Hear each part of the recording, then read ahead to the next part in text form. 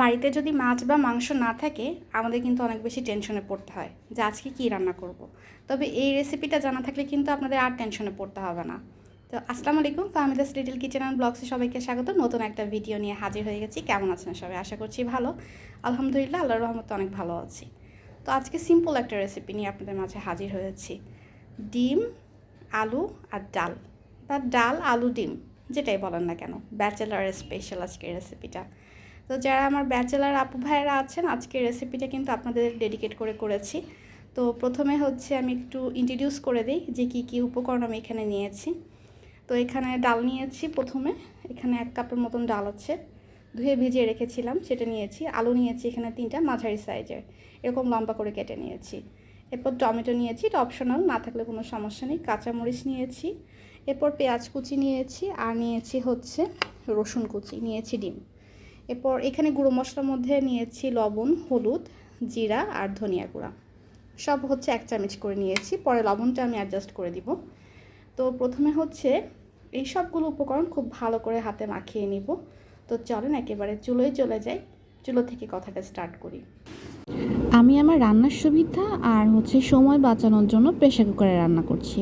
আপনারা কিন্তু চাইলে এই কাজটা কড়াইতেই করতে পারেন। ব্যাপারটা হচ্ছে সিদ্ধ হওয়া নিয়ে। তো প্রথমে সব উপকরণ আমি খুব ভালো মতন মাখিয়ে নিব, ডিমটা ছাড়া।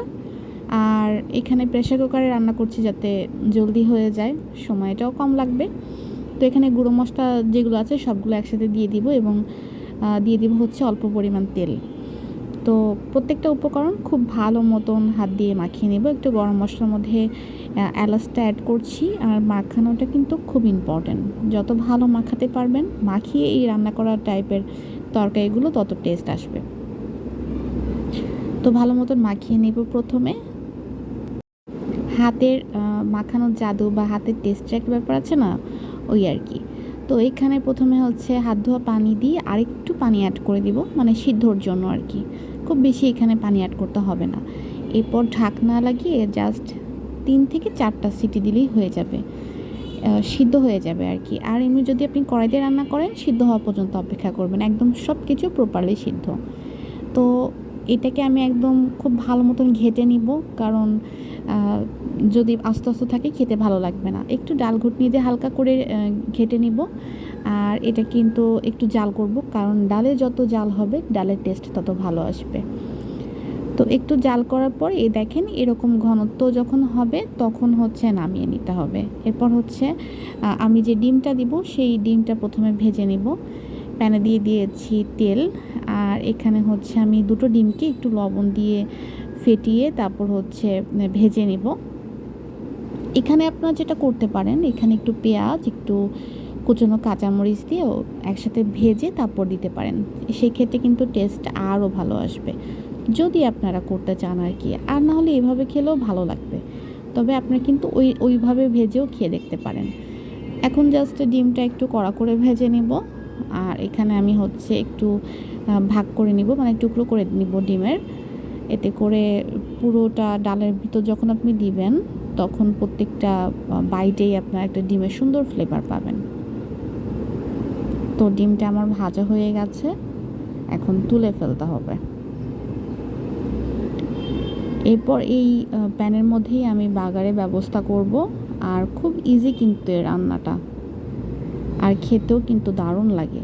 তো প্যানে দিয়ে দিয়েছি তেল, আর এই তেলের ভিতর আমি পেঁয়াজ আর রসুন কুচি দিয়ে দিব। পেঁয়াজ আর রসুন কুচি দিয়ে একটু হালকা করে ভেজে নিব। দিয়ে দিব আস্ত কিছু জিরে, বাগারে যেটা দিতে হয় আর কি। ভালো করে নেড়ে চেড়ে একটু জিরে দিয়ে দিব। বাগারটা একটু ভেজে নিব।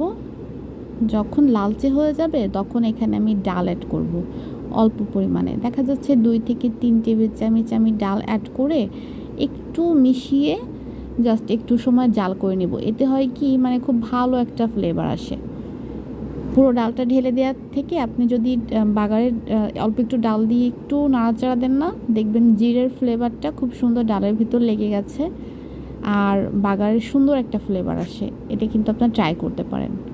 প্রত্যেকটা টিপস ফলো করলে রান্নাটা অনেক সুন্দর হয়। আর দেখবেন যে রান্নাটা আপনি অনেক যত্ন নিয়ে অনেক সময় নিয়ে করছেন, দেখবেন রান্নাটাও টেস্ট হবে।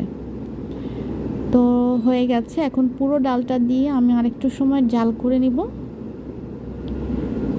একটু ঢাকনা দিয়ে ঢেকে দিব, ঢাকনা দিয়ে ঢেকে 1-2টা বলক নিয়ে আসবো,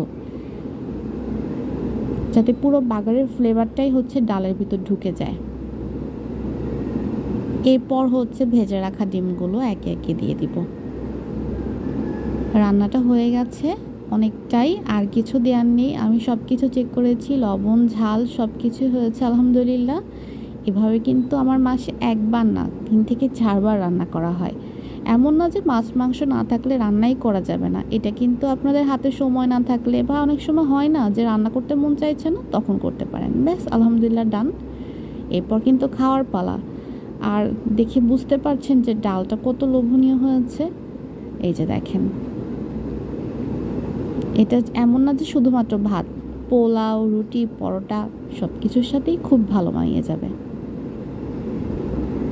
তো আজকের এই ছোট্ট রেসিপিটা কেমন লাগলো অবশ্যই কমেন্ট সেকশনে জানাবেন। দেখা হবে নেক্সট কোনো ভিডিওতে। আর এরকম ভিডিও পেতে চাইলে আমার চ্যানেলের সাথে থাকবেন। আল্লাহ হাফেজ, আসসালামু আলাইকুম।